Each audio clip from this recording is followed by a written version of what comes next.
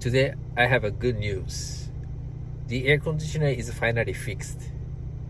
There was a gas leak because the expansion valve wasn't installed correctly, but that's finally been fixed.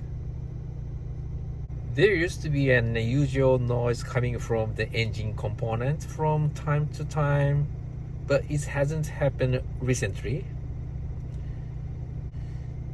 So if the air conditioner was the cause, then the noise might stop now. If so, I'll go for a drive again.